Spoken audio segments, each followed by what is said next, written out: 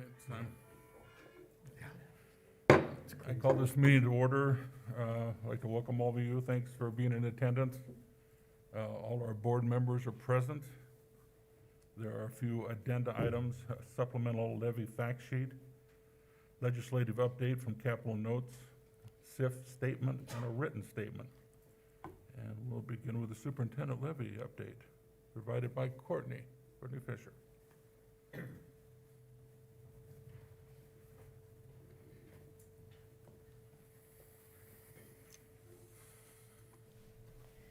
Good afternoon, board members. I just have a really quick update for you on the supplemental levy communications.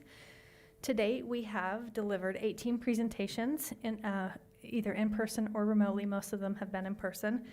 We have 22 additional presentations scheduled between now and March 5th. And then we are still working on an additional 22 presentations, getting those scheduled. There may not be all of those scheduled, but I'm working on delivering information to those entities via other ways. Emailing the link to the levy presentation, the facts and information sheet and such. So I will continue to keep you updated as we meet over the months. Communications that have been distributed to date, the facts and information sheet has been posted to the website. We are getting ready to also putting a notation through Infinite Campus, so that is accessible to all our families at this time. We also have a Jeeves screen. We have this ad that just focuses on information about when to vote, where to vote, when early voting happens. So you'll see that on all the Jeeves screens around the community.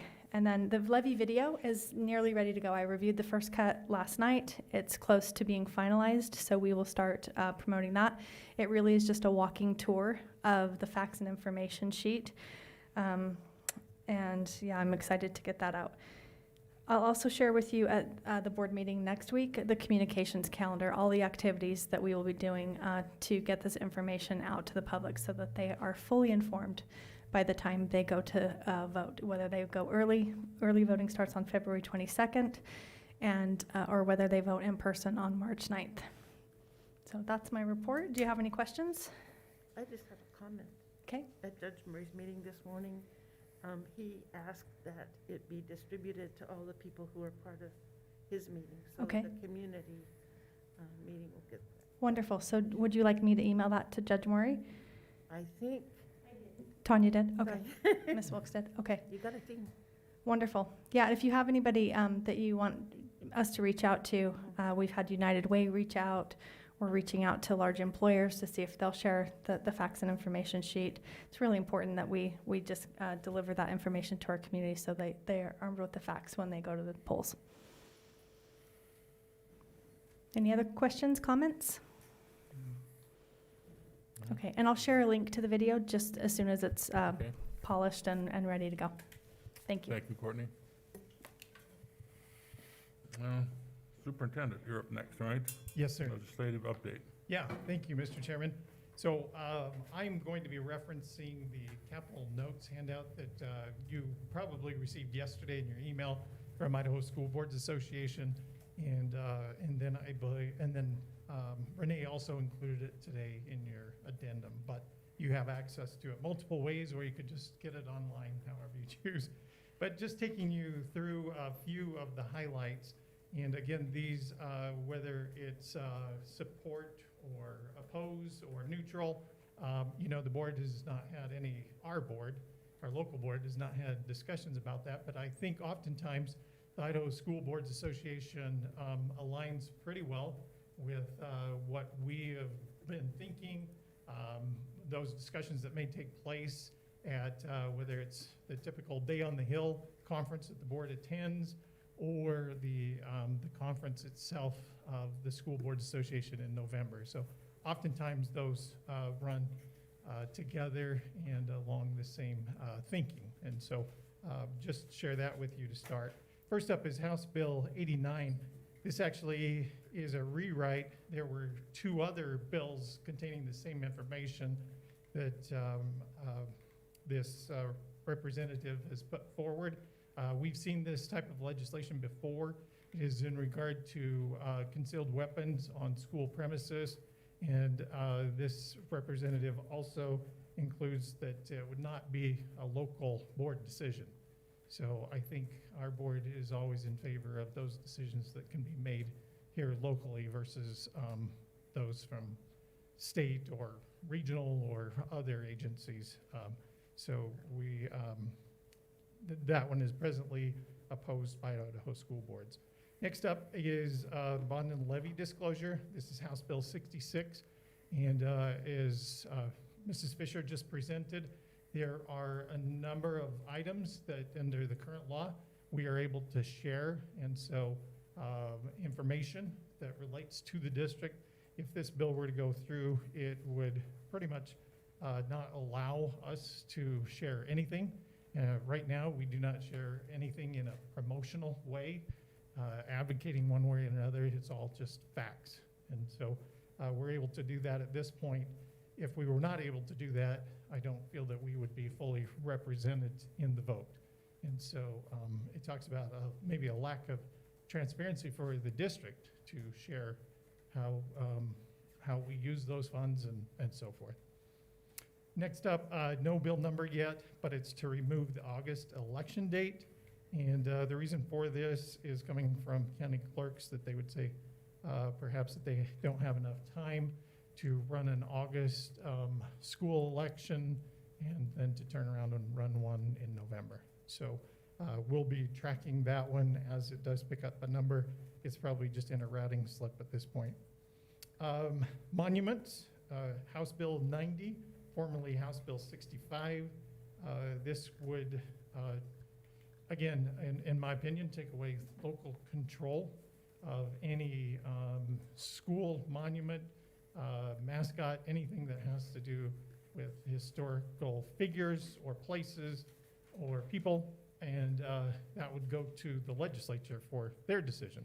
So as Idaho school boards pointed out, how someone in northern Idaho would know what's best for a community in southern Idaho, that's truly the question. Next up is Senate Bill 1046, and this is innovative classroom curriculum.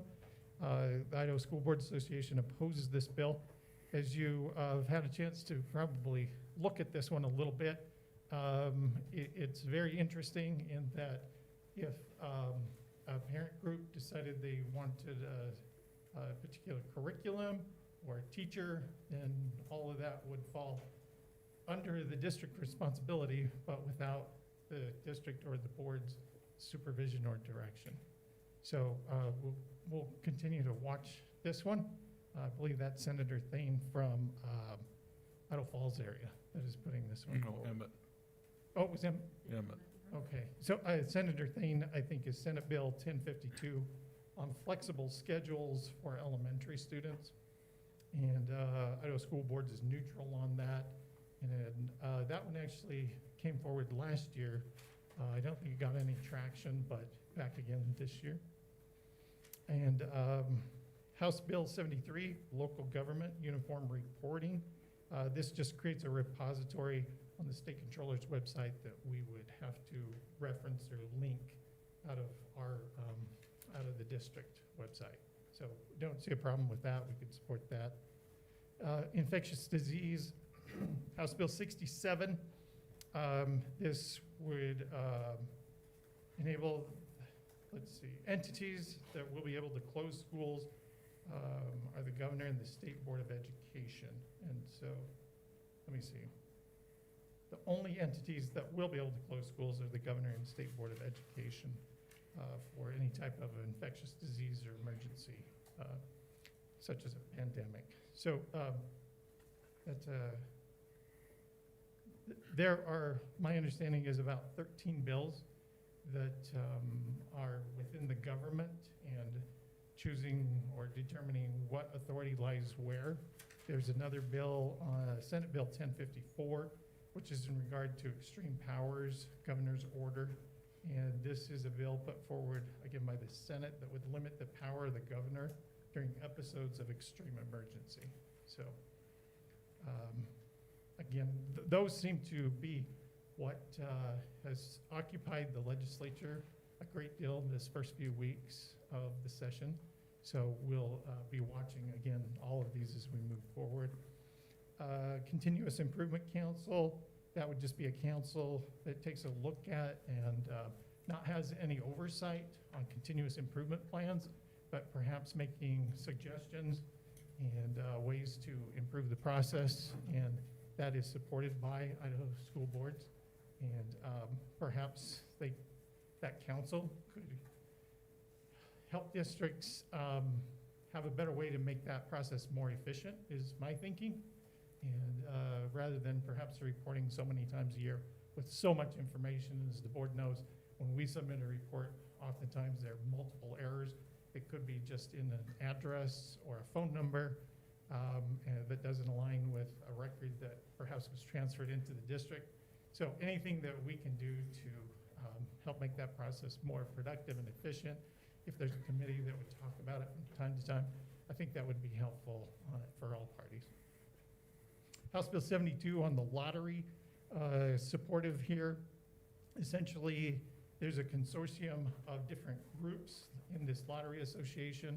Presently, Idaho law does not allow for anything outside of the U.S., and it looks like they are talking to Australia and the United Kingdom to be part of the Powerball game group. And so that's set to take place on August 23rd. And so in order for Idaho to continue in that, it looks like they would have to be part of that. So that's where it comes for. House Bill 53, electronic notices, public agencies. This is supported by Idaho school boards. And essentially that would allow the districts to publish legal notices on their respective websites and not have to use the hard copy newspaper, local journals, etc. And I think, let's see, and then Senate Bill 1043, which is student discipline in executive session. This was actually a resolution that came forward in November in our meetings with Idaho school boards, and I recall that we were supportive of that. And essentially, the decision or the disposition for that student could take place in an executive session rather than in an open meeting. So as you'll recall, we always have to open it back up before the board gives their decision. This would allow the board to talk to the student, the family, and provide the decision and some direction. So that's what we're watching presently, and we'll continue to see how things evolve and what comes forward in the next week or so. Okay, thank you. Any questions? Comments? Okay, next on the list, a presentation and recommendation on our school district's roadmap, structural models. I don't know who's speaking to us, but various directors. Yes, various. I think Mrs. Fisher is going to start. She will be followed by Mrs. Miner, and then so Ms. Fisher will talk to you a little bit about the Southeast Idaho Public Health recommendation, providing us some insight. I'm not sure if we have anything on CDC guidelines. We've No. heard that they may be updated, Yes. and so we'll continue to follow that. Mrs. Miner will talk to you a little bit about our COVID cases among staff and students. Then Ms. Wilkes will talk to you a little bit about activities that changed the direction from the governor's office, changed again today. That's getting to be a weekly occurrence, it seems like. And so she will tell you a little bit about that, as well as what we're doing with social emotional health. And then Mrs. Pettit will be batting cleanup on number 4 with our talking to you a little bit about hybrid schedule, what it would look like to return to traditional or modified traditional in the secondary schools, and we'll go to that point. Okay, wonderful. So in your board packet, in your addendum, is a memo from Southeast Idaho Public Health. I'm just going to read it in its entirety because it was added late to your addendum. School District 25 has been proactive in the precautions they have chosen to put into place to limit the spread of COVID-19. These actions have included requiring face coverings and implementing a modified traditional cohort approach in elementary schools and a hybrid model in middle and high schools, which has allowed for physical distancing. These actions taken to date by School District 25 have limited classroom spread to a minimum. The most significant cluster linked to classroom spread involved 9 people in a choir class. The vast majority of cases connected to learners, educators, and staff in ST25 seem to have occurred outside the classroom setting. In order for schools to operate safely, a number of factors should be considered. The consistent use of cloth face coverings, the ability to physically distance, and access to hand washing are all important. Vaccine availability is another consideration when making decisions about how to proceed through the remainder of the school year.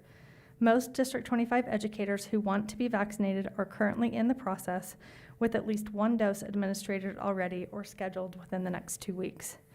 One unknown at this point is the potential impact of variant strains of COVID-19 that are beginning to circulate in the U.S. They are reported to be more easily spread. They have not yet been identified in Idaho, but have been in surrounding states, including Utah and Wyoming. We recognize this as a challenging situation with no clear answers and no one correct path.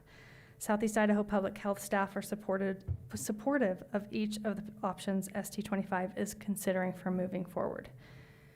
And with that, like Dr. Howe said, we are anticipating that Maggie Mann, the director of SIF, mentioned to us that the CDC will be releasing new guidelines for reopening schools. They were anticipating that that would happen today, so I've been watching for that all day. I texted Ms. Mann shortly before we came in here. She hasn't seen anything yet, so we will continue to be on the lookout, make sure we read those guidelines thoroughly to see if there's any corrective actions or anything we need to be doing differently for that. And then also this afternoon, I wanted to share with you, Ms. Johnson did an input summary, and so I just wanted to go over that really quickly of the input that we have had ahead of this meeting. We received several comments. So as of 2:20 p.m. today, we have received 187 emails. She created a spreadsheet to track those who support hybrid, full-time, or some other method.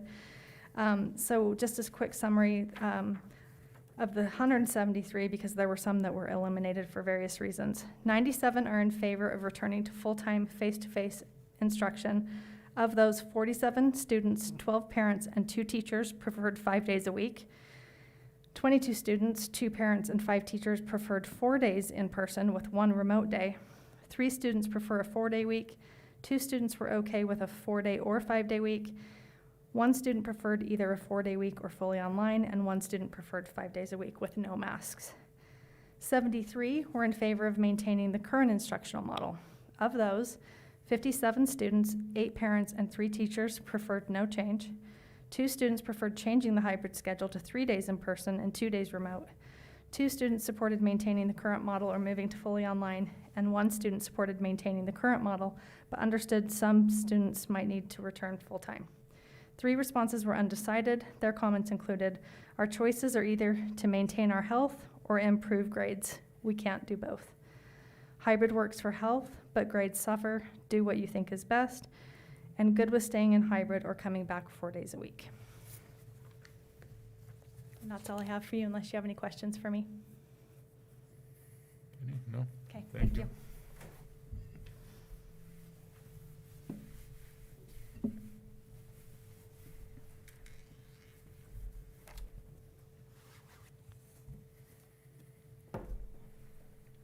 Good afternoon.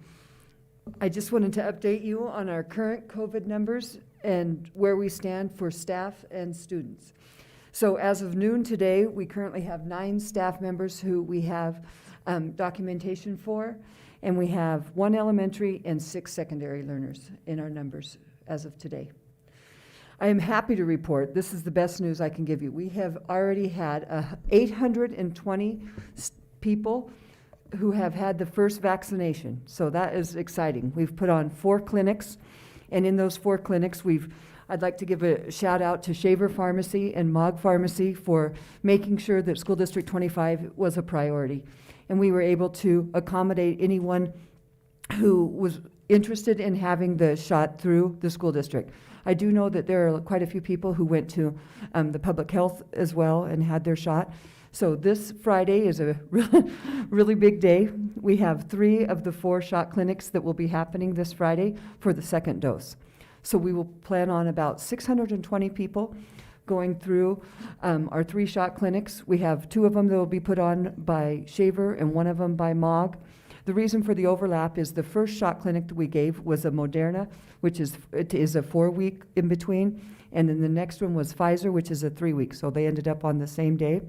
But we have a very consistent schedule. We are making sure that we have color-coded cards. We have everything that we need to make sure that that runs smoothly up at Franklin Middle School. And so, like I say, by the end of this week, on Friday, we'll have 620 people who have had their second dose. Then on the 26th of February, we will have the remaining 200 people. So I'm excited to say that by the end of February, any staff member who wanted to have the opportunity through our school district had the opportunity to have the vaccination. Thank you. Any questions? And we have 1,600 staff members? Correct. And that was about, when I spoke with Greg from MOG, he said that that was a very common, 40 to 50% they're seeing. So they don't want the vaccine? Correct. Okay. They had the chance. They had the chance. Okay.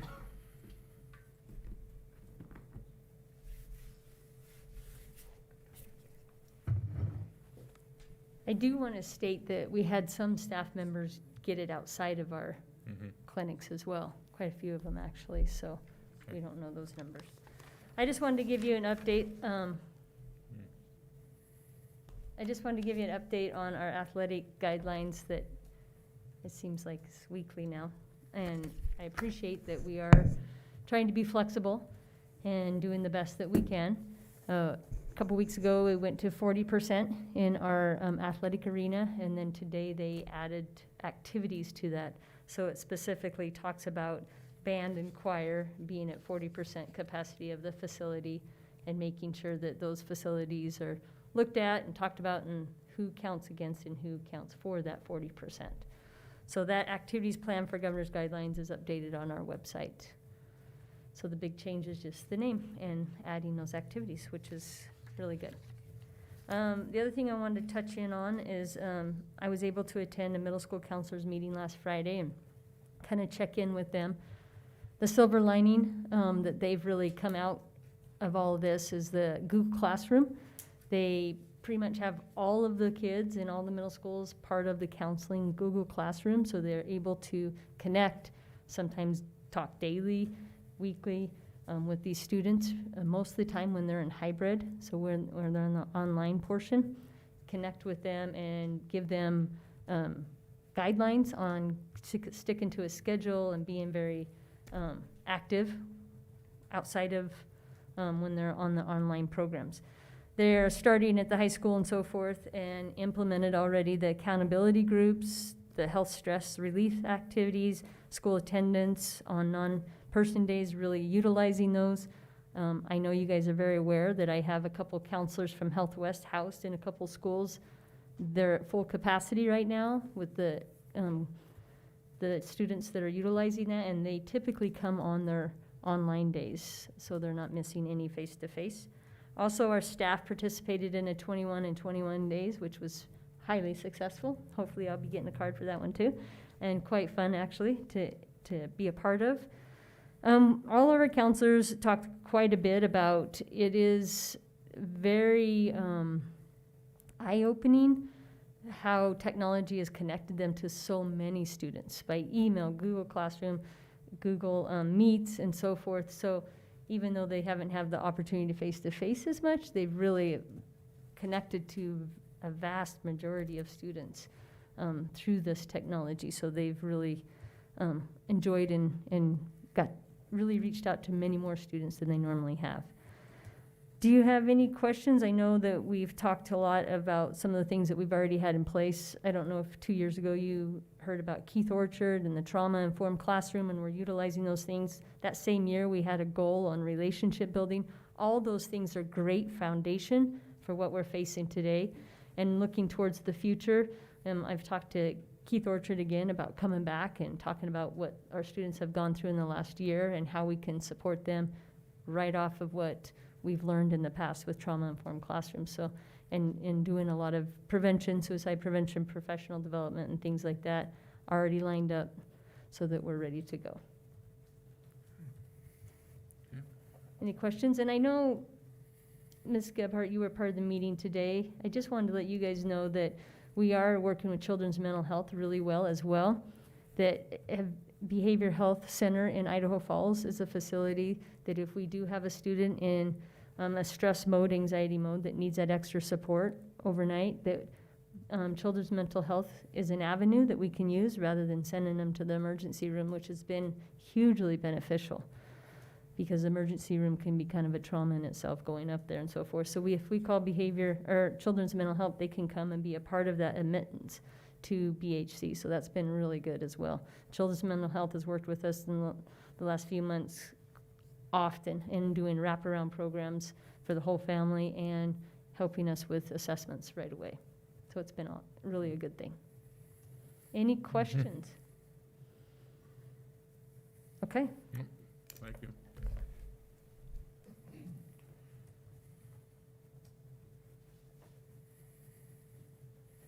Hello. Hi, Sue. Okay, so you heard the recommendation from Courtney earlier? Okay, I thought so. That the recommendation we stay in hybrid till the end of this trimester and then begin 5 days a week. She did not make Oh. a recommendation, sorry. Okay. Southeast Idaho Public Health. Got it. Their- Okay, well, their recommendation or guidance. 'Kay. was to put it in the board's hand and. Okay, Yes, okay. then never mind. No. So we've been talking about going back to school full-time and what that would take and how that would work in middle schools and high schools. We talked about modified traditional and what we can and cannot do as compared to the elementary schools. And CDC, a lot of it, they've been recommending hand washing and hand sanitizers and face covering. And I'm here to tell you that we have enough of all of that material in the warehouse right now that we can easily take care of that for the rest of this year and into next year. So the supplies, our PPE supplies are not a problem. Our cases have been going down. We've had a lot of kids already in school 4 days a week, doing study halls and credit recovery classes and anything else we can get them in. So we're looking forward to going back to school if possible. So The- Is your recommend, I mean, a lot of what I've read, there were recommendations from people for 4 days a week, recommendations for 5. What's your recommendation? my recommendation would be 5 days a week. 5 days? Explain the fourth day. So Or most of the communities around us right now are doing 4 days on, 1 day remote, which enables them to get material for those kids that are out for COVID or out for quarantine and be able to gather up that information. They do that 1 day as a remote day, and it gives them some opportunity to do some cleaning. It's something that's being used around us right now, and so that's on people's minds. Is that mostly schools that are already in the Doing 4-day program? weeks. Mhm. I had another question, because as I listened to Dr. Fauci the other night, he talks about the masks Mhm. and hand sanitizer, but he also talks about social distancing. Mhm. And how can that be accomplished in our high schools and middle schools? That would be really difficult. I can tell you that the middle schools and the high schools right now have set up one-way hallways. So kids aren't passing each other this way in the hallway to the best that they can. So that's one direction, you're not face-to-face. We've talked to our teachers about not doing face-to-face seating, so it's kids all facing one direction. We did have several, like hundreds of plexiglass shields, so if people needed plexiglass shields around tight areas, they could put plexiglass shields around. But it won't be as social distance as it is now. Sue, how difficult would it be to do 4 days Um, instead of 5? It would be fine. I mean, we could just, it would do 4 days in class and 1 day remote. Mhm. So it wouldn't be any, Mm-mm. okay. Nope, that would be okay. My question was, I wondered if the one remote day might help those kids with late assignments more or something, or help teachers and help the cleaning process and everything, so just kind of, and I know you answered some of You're that, okay. you know, so. It might, like I said, a lot of our kids are coming in on their remote days as it is to work on those late assignments, and if we have only one remote day, the teachers have to, that would be the day that they're on teaching remote. So I don't know that that would be an option for them to come in on those days. They'd have more access to their teachers. Getting that material ready for the COVID or the quarantine kids, it gives them out time to do that. But I will tell you that our elementary teachers are struggling with that also. So if we're doing 4 days for secondary, I would say we really need to look at doing 4 days for elementary, because they are having the same issues that secondary's having. Which is, like I said, part of the reason that we had talked about just going back 5. We've been doing it in elementary. And I'm thinking we, do the same thing one way or the other. Okay, so have the elementary teachers expressed a desire at all to do the 4? Mrs. Craney, would you like to come up and address that?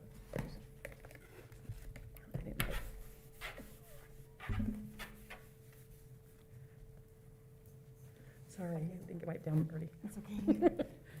I have not heard that. I'm sure that we've worried about the workload, so I know that the principals, as they've worried about that and have heard that, it's when students are on quarantine and they're gone for 2 weeks. Our numbers have gone down, so that does help there, and so it's not every teacher every week having to prepare 2 weeks' worth of stuff. But the principals have tried to be really aware of the extra workload. The professional development has changed in the building somewhat, so that they're doing, less meetings, trying to send out emails and all to protect some time for teachers this year. And I guess if we changed it so it was all standard for elementary and secondary, we might have a little more problem with elementary kids and parents working and nobody to. I know we do. We've had lots of discussions as a principal team on just how are people doing and all, and we come back to worrying about our learners on that 5th day. Are they home? Do parents have adequate childcare? The meals, are they there for them? That's always a concern, and it always circles back around to that. One of the things that came up in Judge Murray's meeting this morning that I was kind of alarmed by is real concerns about children's mental health in the midst of all of this. What are you seeing? I think that Mrs. Wilkes. Ms. Wilkes, she addressed some of that. We've got. She did, but it's kind of skimmed over. I just wonder what you're seeing. I think that there are some families that are really struggling with this, and I know that, our numbers have been a little bit down in our elementary schools, so I can talk about it there. So it has relieved some of the pressure in some cases for like discipline and all, and more time to deal with the problems and to get rid of them. That has been helpful there. I would say we're always busy with that, and that's always a concern. As far as the number of, it's often reflected in discipline, when we have those kinds of trauma is always, often reflected there. I don't know that we've seen an increase in it, but it's always something that we're dealing with. And our CRWs are continually helping and supporting our families, they're always busy, so this is no different than. I think sometimes we think we're just kind of moving by because it's been a year for dealing with this pandemic, but we're still in the middle of it. We're not finished. So I just wondered if there are things that you're seeing that you think should be addressed or would be better addressed if kids are in school than if they were not. For us, it would be it would be easier, well, there's more opportunity to identify if there's issues going on. When we see them twice a week physically, people can get lost in the cracks sometimes. And so having the ability to be able to touch base with those kids every single day in person, look at them in the eye, face to face, would help. I really have to commend, our staff.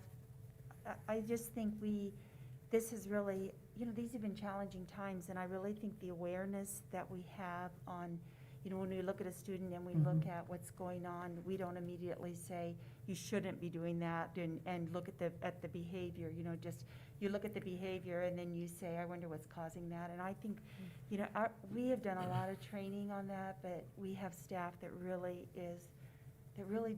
they live it. They do that all the time, and I am impressed over and over and over again Absolutely. with the questions that they're asking to try to get to the root of it. And, we just have so much more, empathy, I don't know, just. Well, that trauma-informed classroom, the practices, I mean, they've come into full Yeah. fruition this year, to say Yeah. the least. Okay. Any other questions? Any other questions? No. I don't- Kim? I'll get it. You got it? Thank you, ladies. Thank you. Mr. Chairman, we'll be available for comments through the discussion phase that the board has, so if you have more questions that arise, we'll be here to answer them for you. Okay, now it's time for public comment. I have three. Ruth Orr. You have 5 minutes. Civil and respectful. Yes, sir. Please, thank you. Either one. Thank you. I'm fine, oh, I'm fine, hey, I'm fine, but I'm not. When it's out of control, I say it's under control, but it's not. I don't know why it's so hard to admit it when being honest is the only way to fix it. So let the truth be told. The truth is, I'm not fine with hybrid. My son is not fine with hybrid. My family is not fine with hybrid. My neighbors are not fine with hybrid. We're struggling. I'm struggling. I am Ruth Orr. I'm the mom, and I'm a teacher. I've been teaching for 23 years. I'm supposed to know it all, but I don't. I don't know how to fix it. I'm an elementary teacher. I go to school every day and love my first graders just like I always have. I'm worried each day, not because of COVID. Okay, because of COVID, but not for the reasons you may think. I'm not afraid of getting sick. I've been sick. My brother asked if I was less worried now that I've had COVID. I wasn't worried about getting it. I never was.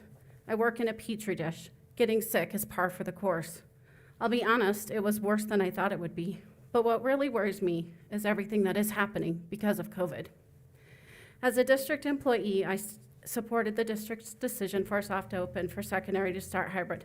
I even defended the decision with my family and friends, saying how I thought it was a smart move. However, 2 weeks became 4, then 6, then an entire trimester, then a second trimester. My son says his teachers are saying plan on hybrid for the rest of the year. What? There's no reason for secondary students to remain in a hybrid situation. Elementary has been full face-to-face 5 days a week for the entire school year. They say we're in cohorts and don't interact with kids outside our cohort. But have you seen the buses? Morning recess? Do you know how many kids come to school without a mask and hang out with those kids and receive a mask when they come in? The lunchroom? There's no social distancing, and the kids are sitting right next to each other with their masks on. What about the bus lines after school?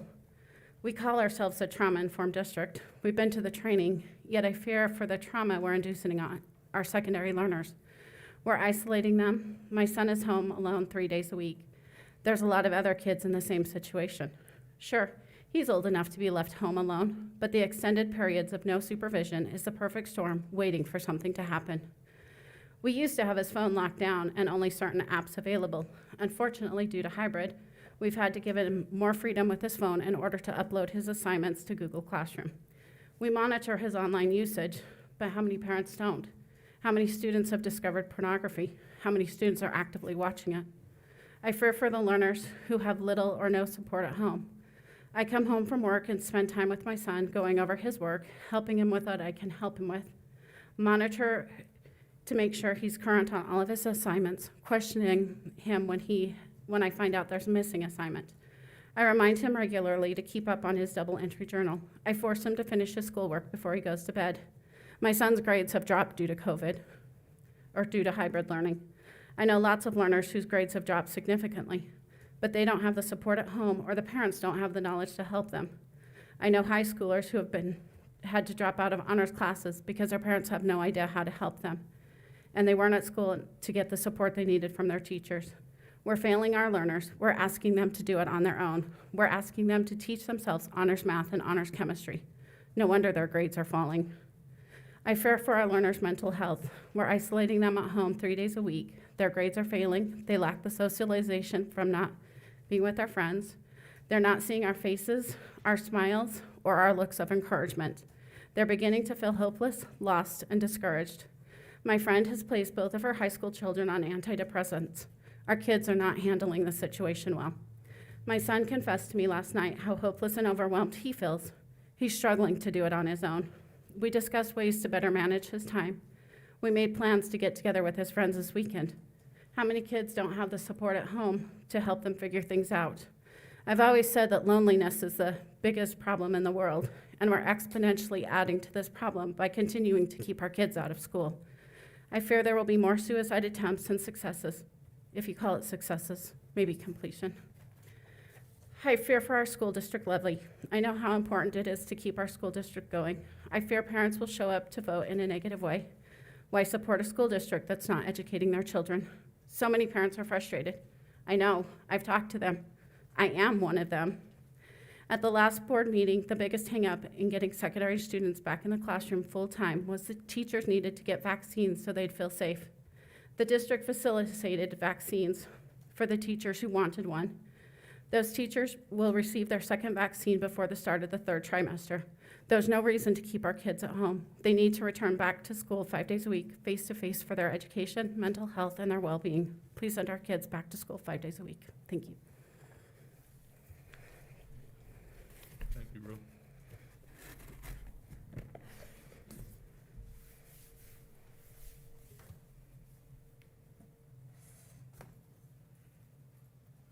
Dancy Kerr? Darcy. It's Darcy? Yes, Looks like an M, sorry. that's okay. Thank you. Mm-hmm. I appreciate the board allowing me to have a few minutes here to voice my concerns. I appreciate Dr. Hull. I have been listening to the proceedings. I was here at your last meeting and listened to Mrs. Craner's comments, and I put 4 of my 6 children through SD 25. It's been wonderful. We have wonderful teachers, and I commend the district on the teachers, and I certainly appreciate what was just said from a teacher. My wife taught for about 10 years as a parapro and sub and loves our children. I have some great concerns with the current model of instruction that the district has adopted. I understand the reasoning, especially early on with the pandemic, in terms of how we address this as a community and as a school district. I just made a few little notes as I went, and I don't want to take too much time, but I want to commend our teachers especially, and I know they're the unsung heroes, especially those that show up and are there. There's so many of them that despite the current circumstance have sacrificed their time, their money, their resources personally to help our students. I have great concern with the mental and emotional welfare of the students in our district. Now, I have grandchildren who are in the district, and I watch what's going on, and I watch the struggle that they have. And they have parents that are very supportive, are technology savvy. as a personal example, I have a grandson who's in middle school, straight A student for the most part. He's looking at pulling almost an F in some classes. Some of that's due to the fact that he took a couple of weeks off for vacation and needs to catch up on some assignments. That being said, he struggles, and he's a special needs child in terms of the fact that he has ADD, and this whole hybrid learning model is extremely difficult for him to focus and be able to excel. And I have concerns about those in our community who are less advantaged, that don't have the parental support, that don't have particularly the technological ability to really be in the fray and be learning. I'm seeing a decline in the overall, I guess if you will, happiness. I'm involved with many youth and things, and I see a change in the attitude, and that disturbs me because we've really shortchanged our children. I think that the model that SD 25 currently has, especially for the secondary students, is being detrimental to their education. I believe that they need that face-to-face, in-person encouragement, teaching, and socialization with their peers. Obviously, some may socialize with others outside of the classroom, but there's no substitute for those wonderful teachers that have this special ability to really key in on those who need some help. And you know, it just kind of bothers me. I pulled up some statistics about special education students. My wife specializes in the SPED program. She's finishing off her teaching degree. She's got another year to go and she'll be finished off her teaching degree. But 14% of students nationally are special ed. Now, I am not sure, I heard comment about mental health professionals and counselors within the district. I don't know how many psychologists or others that SD 25 employees employs. I'm not sure of the stat, but I know that even prior to COVID, this was a difficult area, and certainly an area where the school district, I think, in my opinion, fell a little short. That being said, special ed, that's just one portion of the students that we need to reach out to. I don't know how many in person or how many days per week that these special ed students have face-to-face interaction with teaching professionals, but I think that, pardon me? Time's up. Time's up? Can you wrap it up? Yes. Basically, what I wanted to say is I am in total favor of going back to the traditional teaching method. I could live with 4 days a week, but I think 5 days a week, especially since PPE is not a problem, the rest of it's not a problem. I think that Mrs. Craner was right on the money. We need to get those kids back in school. We need to get back to some sense of normality. And, I know I speak for my daughter, her husband, and many other people who I've talked to. I can't do that formally for them, but this is coming from somebody who's been in this district for over 20 years. So that being said, thank you very much for allowing me to speak. Thank you. Next, Mary Ann McRory.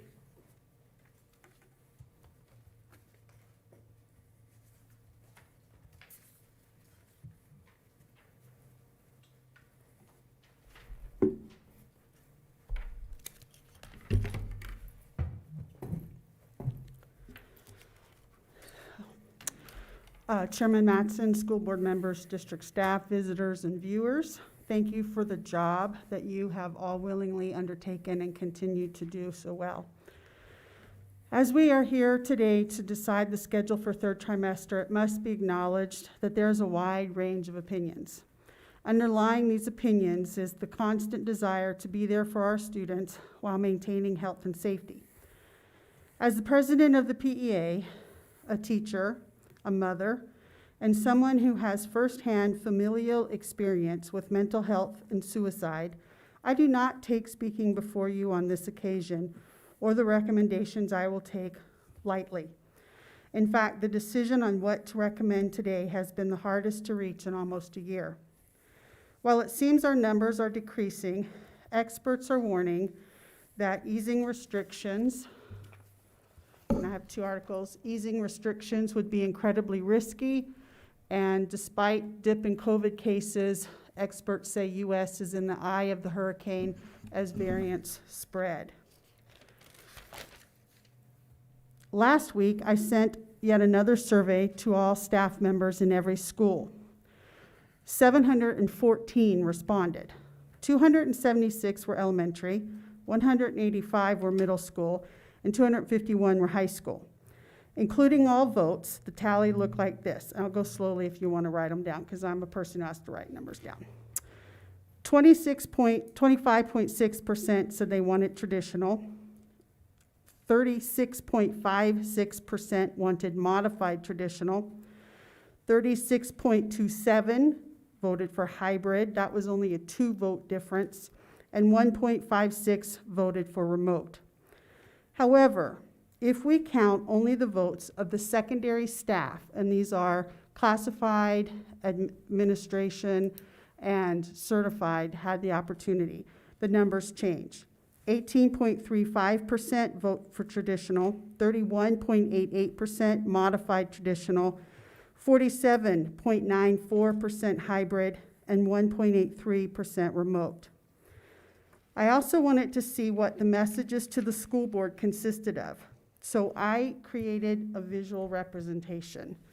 So these are the messages in white that you all received as of 2 o'clock today, asking to remain in hybrid.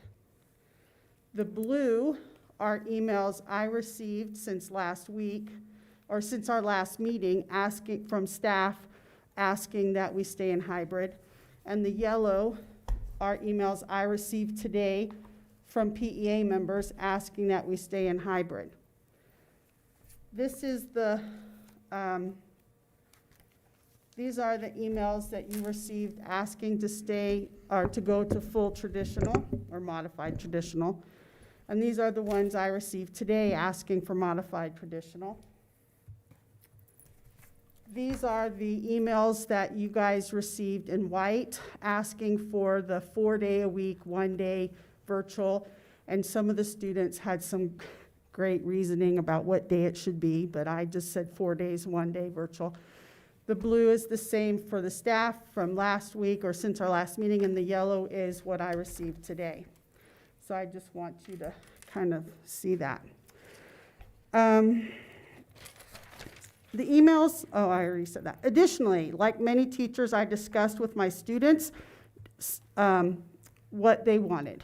I only have 50 students because I teach only part-time. I have more than that, but only 50 in geography. The majority voted for 4 days a week in person with 1-day virtual. None of them voted for the modified traditional.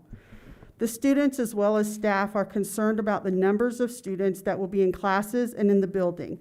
There would be absolutely no physical distancing possible. Alameda and Highland do not have one-way halls.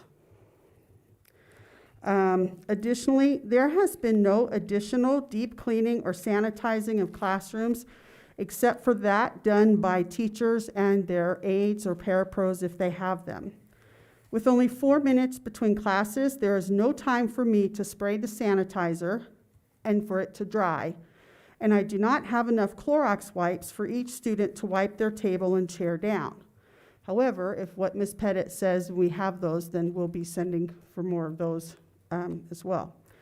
We also do not have 100% full mask compliance on the part of students and staff in this district. So, for these reasons, the PEA recommends the following. Our first recommendation is to remain in hybrid for the third trimester.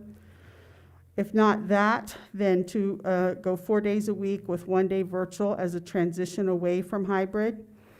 And if we return to full-time masks, if we return to full-time, masks must continue to be mandated. And if our numbers increase, we would need to reevaluate the schedule. If I may have just a bit of indulgence, I have something that was sent to me. I have 2 things I'd like to read. To those, this is a email from another teacher. To those parents trying desperately to do learning at home, I had a parent tell me this week, I missed 4 years of school in Bosnia during the war, 4 whole years at a war with war happening. I came to Australia at age 13 with no English and no schooling since I was 8. I'm 33, I have a university degree and a very fine career. The kids will be fine, don't sweat it. Every kid in the world is in the same boat. They aren't missing out and they aren't in a war zone. The teachers are doing their best that they can. You are doing the best that you can. They are children. What they want is to feel safe and loved. That's not to say that there aren't children that have mental health issues. I understand that. And in closing, I just want to read this last statement. This is from a teacher. This was sent to me today. At this point, I just want to hide until this is over. For the first time in many years, I am contemplating leaving the profession, as the vilification of teachers and educators and the lack of support from the state, coupled with the attacks from within our own community, has eroded all faith I have in being an educator in this community and state.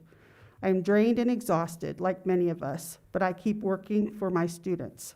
They are here, and I continue to give my best, but at a price that I don't know if I will be able to afford for too much longer. I hold myself to the highest standards of education and made a commitment to my students, but it feels like I am alone on the front line getting ready to take a volley of bullets from those advocating for a recall election and voting down the levy.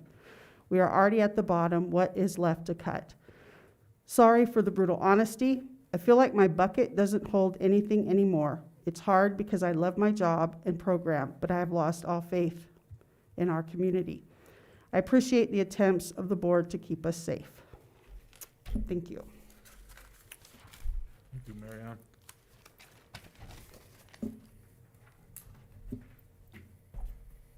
That's over with. So, who wants to talk? That's all we got. That's it? That was just 3 people spoke. Mm-hmm.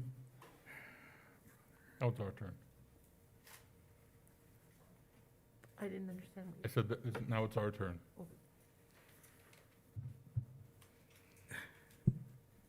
Okay, I'll start. My position hasn't changed. I still feel these kids need to be back in school. I appreciate the recommendation from the district about putting them in there was some confusion about the modified and the traditional and everything. Do you want to clarify that, Doug? So the modified is where we can for elementary, it's the cohort group that we've been talking about. As Mrs. Pettit pointed out, and that would go for the secondary too, if there was a possible way to do that, certainly. But it is the extra cleaning that we make efforts to do, whether it's in the classroom by the teacher or the janitorial custodial staff. There are not really many changes into modified.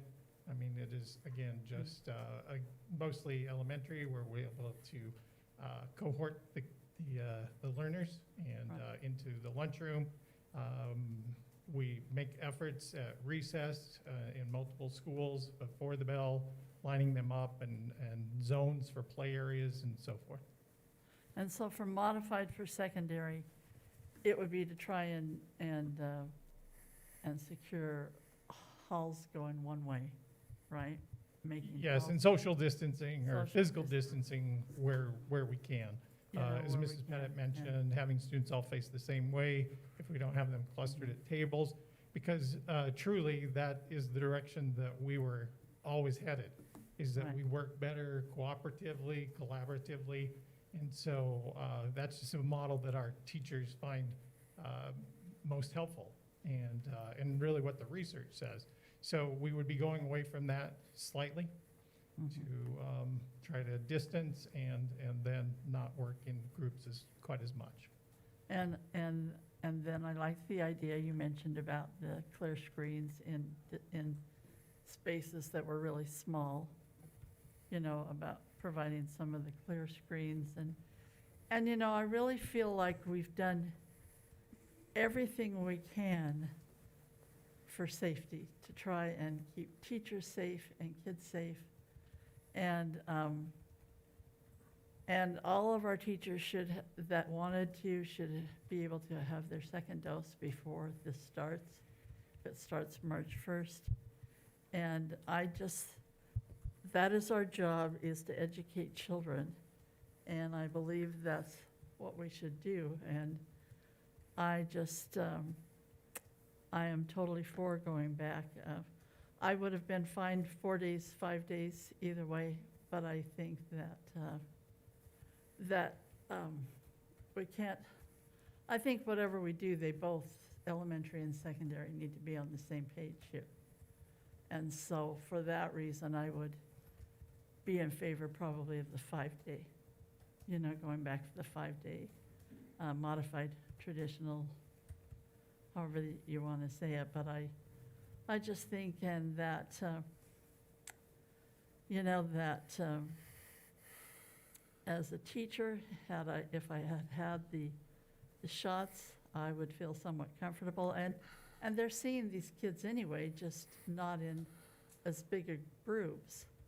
You know, they're seeing these kids anyway, and I would think I would feel a little bit more safer now if I had myself immunized, you know, and do this, but that's everybody's choice, you know. But I just think that that's what we need to do, is to get these kids back to some kind of normalcy. And, you know, it's hard because a whole bunch of the emails I read from students, there were so many students that sent emails, and they were all a lot about, well, they've found jobs now.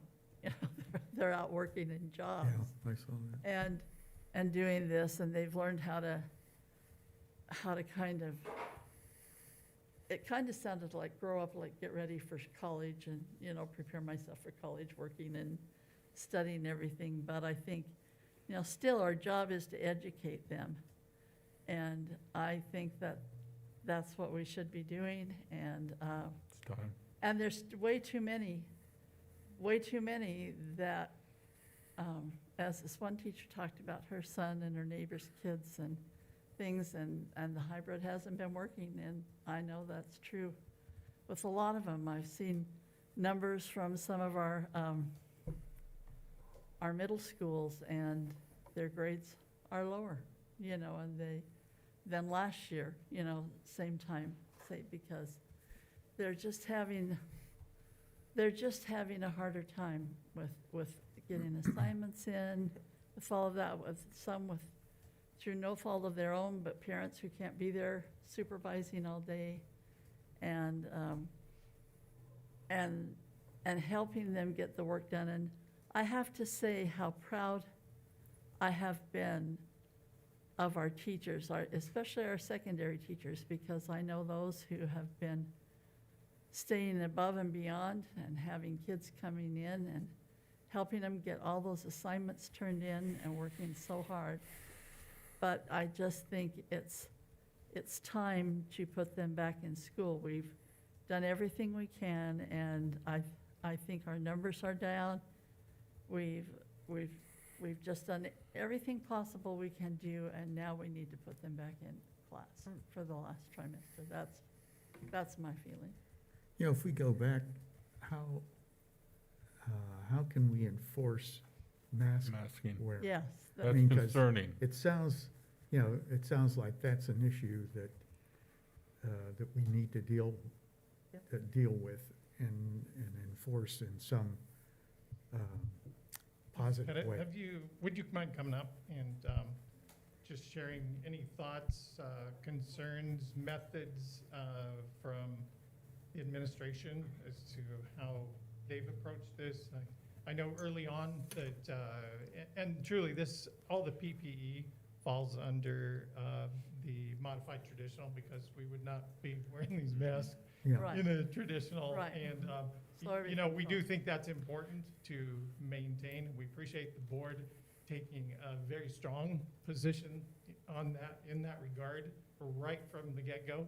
And I think it has helped curb a lot of what we could have seen as far as cluster outbreaks and so forth. So despite perhaps what the city of Pocatello does, the board came out with their position even prior to the city's position. So that would, again, be part of modified traditional.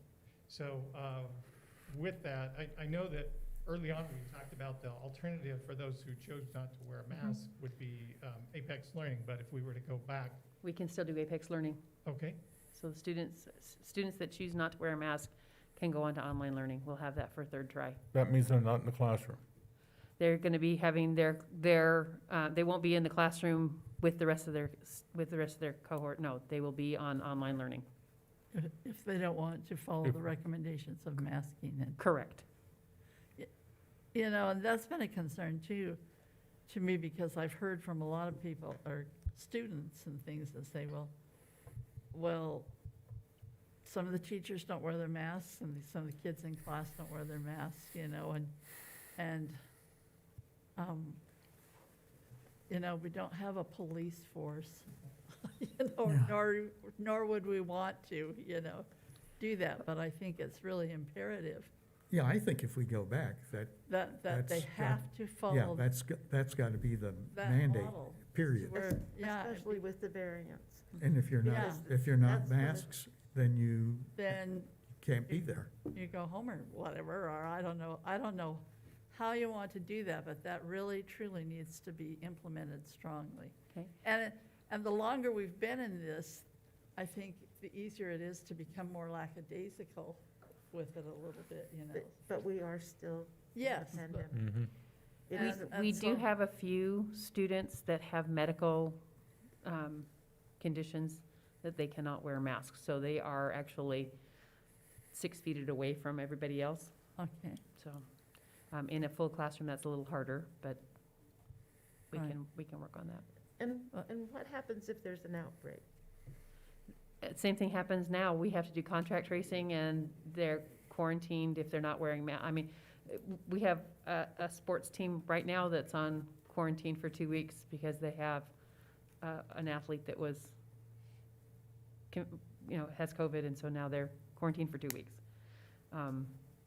Same thing would happen in a classroom. We do that now. If somebody comes down with COVID, we have to do contact tracing to find out when they've been around students too long without their masks. So it would intensify. and I think the cleaning aspect of it too, you know, the Clorox wipes or the cleaning or everything, you know, it's kind of hard just to expect teachers to keep trying to do everything. I mean, if we just need to come up with ways to make it all work for everybody, you know, which I really did appreciate your recommendation, and I just think that, but we need to be really strict on making these things work. That's my feeling. I think the re-emphasis from the board that masks are not optional for our staff, they're not optional for our students. If you have a medical condition, you bring us a medical note, we'll deal with it that way, but other than that, it's not optional.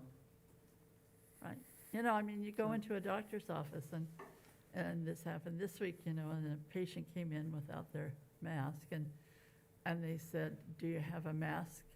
You know, or can you, and he had simply forgot his, Mhm. you know, so he went out and got it, you know, but I think all too often, people just will not say anything, and we have to make this mandatory. Yeah, and make it work, to make it work, I Well, think. to keep our kids in school. Yes, if they really want to be in school, then wear your mask, Mhm. and that's my feeling. And teachers too, teachers need to set the example, and I know it's, Well, in our community also. yes, So- yeah, in our community. And I have seen our community be amazingly better, Mhm. since Surprising. the city, Yeah. since the city did Yep. that, I've seen a real response, and our numbers have gone down, so. Good. Any other comment? I have a question. What's the workload look like different if we went to a 4-day as opposed to a 5-day? How's that workload look for the teachers? So they would be teaching in person 4 days a week, Right. and then the 5th day would be a remote day, so they would be teaching remotely for their classes instead, and then usually they have a half a day of remote lessons, and then a half a day of getting things ready for those students that aren't there. So it's a So- bigger workload for the teachers to be 4 days in one, Sounds like it. Yes, no, I mean, it's a different workload. a different, same thing. Yeah. Right now, they're using the remote days that they have, that Friday that they have, to prepare for 3 remote days and getting those lessons recorded, and they wouldn't have to do that, so.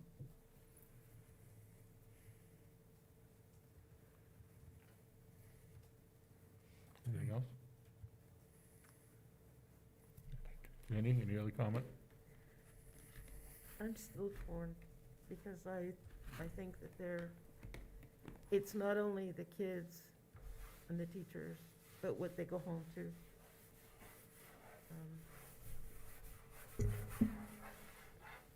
And the reality is, I know everybody's tired of pandemic, I'll tell you. I'm tired of doing things that way too, but I would hate for us to end up in a situation that caused greater spread by what we do. But obviously, we saw a greater spread. We could go back immediately. And is that an option? It's an Well, option. It's always an option. Sorry, I If did not hear the question. If we have an outbreak, An outbreak. if people go back, Oh, absolutely, yeah. We could revisit it at any time that the board desired. And if we saw that trend changing, we would be,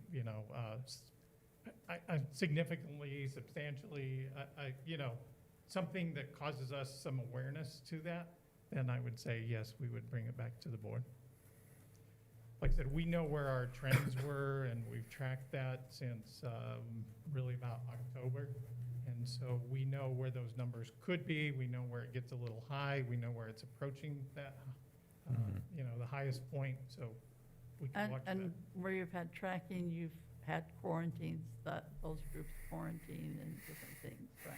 Yes, Which would just continue like it has done. it has. And another thing that we have not experienced that I think was mentioned in the Southeast Idaho Public Health recommendation last time is we've not really seen those cluster outbreaks. So that's another thing that we could be on the watch for, is they're just, here and there. It might be a sports team, it might be a choir group, it might be a wrestling group. And so some of those have been associated with activities where masks are not necessarily required, at least in sports venues.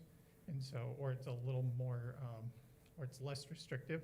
And so we have seen it there, but in classrooms, I think we keep a pretty watchful eye. Okay, is there a motion?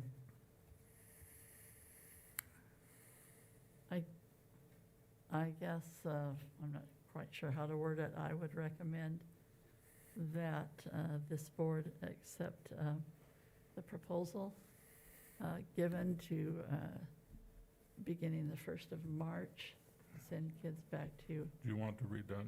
is it It's in here? Option 1. Oh, is it? Oh, I'm not down far enough. If you want to read option 1. Windows will read and scan this list Jim. I automatically. don't, Jim, you want to read that? Press Jim. the space bar to You've got it, select the read it, highlighted yeah. option.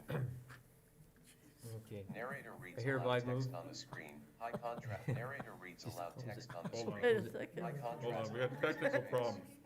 Magnifier can enlarge. Are you okay closing it, Mr. Vitale? I did. You got it.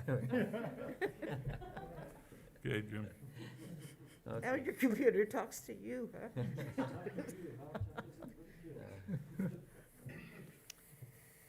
I hereby move that the board remain. Oh, yeah, Dave, I'm sorry, can you adjourn the work session and convene? Oh, sure. I Sure. thought- Oh, yeah, that's true.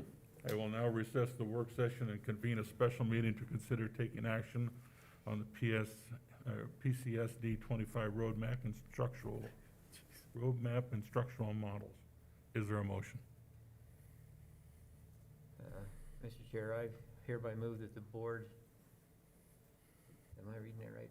Yeah. Remain in a modified traditional instructional model for elementary for the remainder of the 2020-21 school year and transition from hybrid to a modified traditional instructional model for secondary effective March 1st, 2021. I'll second. Okay, any discussion? All those in favor, say aye. Aye. Aye. All those opposed, say nay. Hearing none of, No. Jane. oh, I didn't hear. I couldn't hear it. I couldn't hear that. I wasn't watching. Okay, hearing one and against. This motion is passed 4-1. Is that correct? Yes. Okay. Anything else? Think- The motion is passed, and that concludes this meeting. I would entertain a motion to adjourn. Is there a motion? I move we adjourn. I'll I'll second. second.